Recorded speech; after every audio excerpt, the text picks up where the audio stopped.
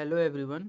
हम लोग fundamental right को देख रहे थे, तो उसमें जो रिट्स आया था, तो आज हम लोग उसको देख लेंगे, रिट्स को, और रिट्स से रिलेटेड एमसीक्यू और फंडामेंटल राइट से रिलेटेड एमसीक्यू को देख लेंगे।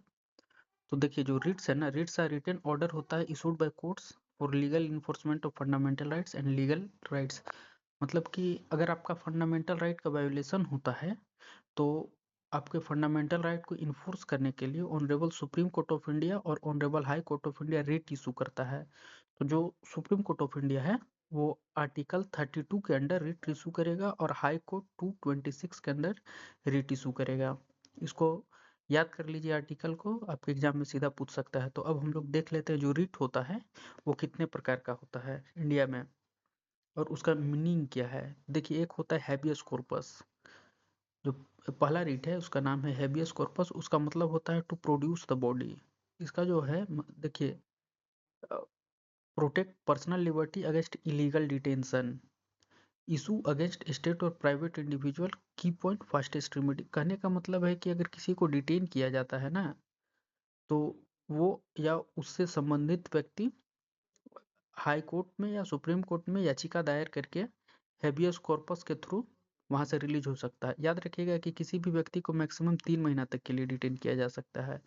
अब मैंडेमस, मैंडेमस का मतलब है कि कमांड। यहाँ पे जो है ना, कोई भी अगर पब्लिक अथॉरिटी है, अगर मनमाने ढंग से काम कर रहा है ना, तो उसको लीगल ड्यूटी परफॉर्म करने के लिए मैंडेमस बाध्य करता है।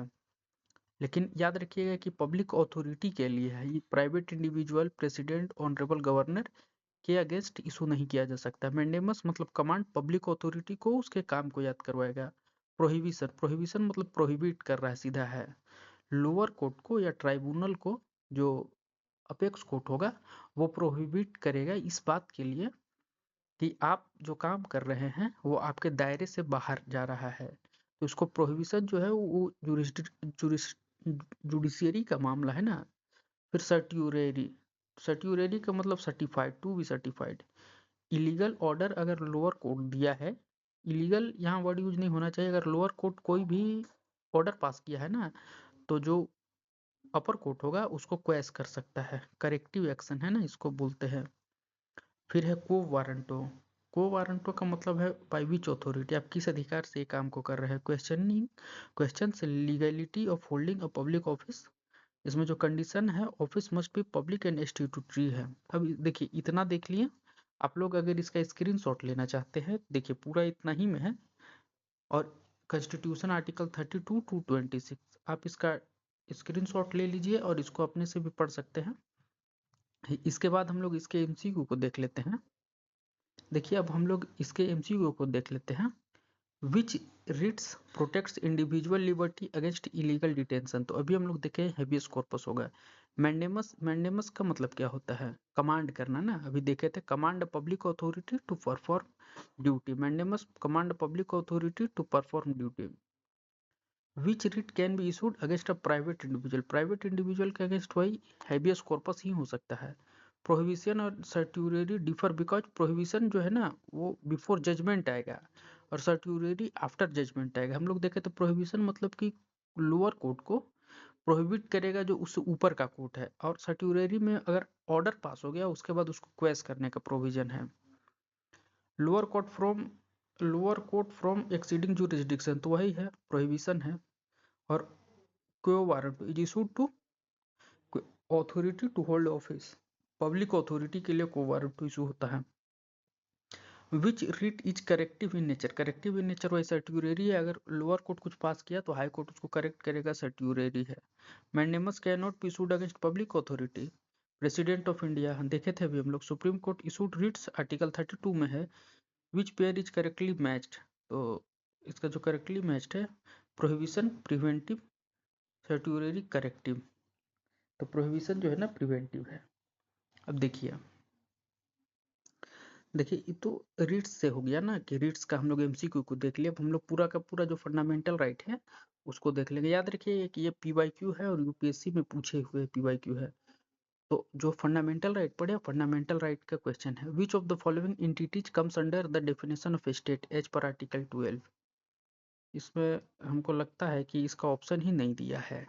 स्टेट फिर भी आप देख लीजिए, स्टेट का मतलब हो गया कि स्टेट गवर्नमेंट, सेंट्रल गवर्नमेंट या कोई भी ऐसा चीज जो कि स्टेट के फंडिंग है, जैसे कि अगर कोई एंटरप्रेन्योरशिप है तो उसको भी आप स्टेट बोल सकते हैं। उसके बाद देखिएगा article 13 of the constitution is related to definition of state. Article 13 definition of state को डिफाइन करेगा। Which of the following fundamental right is available only to citizens, only to citizens. Article 19, article 19 याद रखिएगा कि जिसमें आता है freedom of speech, मतलब कोई भी फॉरेन स्टेट का आदमी आकर के इंडिया में अपने freedom of speech, politically criticise, government को क्रिटिसाइज, ये सब काम फॉरेन सिटीजन नहीं कर सकते हैं। Article 14 equality before the law and equal protection of law, तो सबको इक्वलिटी है यहाँ पे। प्रोटेक्शन ऑफ लाइफ और रिलीजियस राइट भी सबको है, 19 का नहीं है अधिकार। Equality before the law is borrowed from Britain, US British constitution. और equality before the, equal protection का बात आएगा या फंडामेंटल राइट का बात आएगा या किसी भी अधिकार का बात आएगा तो उसमें आप यूएस के साथ चाहिएगा। Reservation in promotion for SC and ST, article 16 4A में है ना, एम्प्लॉयमेंट ऑफ एम्प्लॉयमेंट का जो राइट है आर्टिकल 16 में आता है। तो जो एससी एसटी को रिजर्वेशन का प्रोविजन किया गया आर्टिकल 16 4A में है। Which one of the following is not a reasonable restriction under article 19, economic inequality. तो कॉमन सेंस से जानिएगा कि इंडिया में इकोनॉमिक इनइक्वालिटी ज़्यादा है, तो उससे आप गेस कर सकते हैं। Protection against double jeopardy, protection in respect of conviction for offence, article 20 में है। Article 20 protection in respect of conviction for offence, और आर्टिकल 22 है protection against arrest and detention. मतलब कि आर्टिकल 22 है तो आप हैबियस कॉर्पस के थ्रू छूट सकते हैं। और डबल जियोपार्डी का मतलब है कि कोई व्यक्ति एक चीज में अगर सजा काट चुका है तो फिर उसको उसी चीज के लिए बाद में सजा नहीं दिया जाएगा।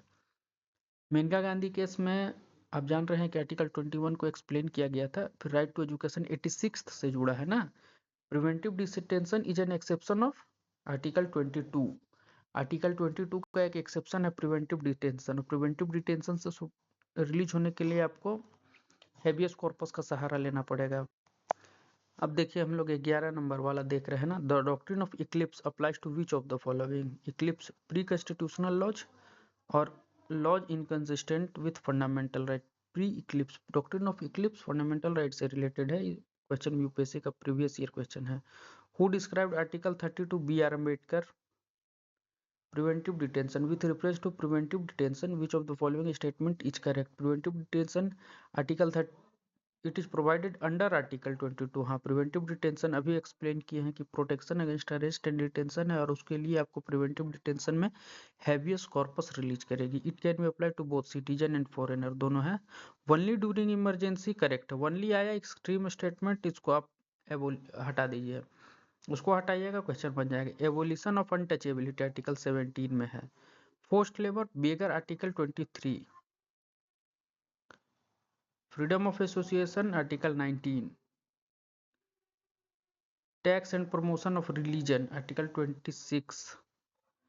Promotion of management of religious affair 26 में, इसमें promotion of any particular religion article 27 में है। Cultural rights, cultural rights article, cultural and educational rights article 29 और 30 में, तो इसमें कल्चरल राइट्स का बात कर रहा है तो आर्टिकल 29 में आ जाएगा जिसमें protection of language script culture है। चाइल्ड लेबर आर्टिकल 23 है, prohibition of child labour. Fundamental right के लिए देखिए सुप्रीम कोर्ट है for enforcement of citizen can directly move to supreme court and high court, दोनों आंसर होगा ना, डिस्ट्रिक्ट कोर्ट नहीं, डिस्ट्रिक्ट कोर्ट बाध्य नहीं है।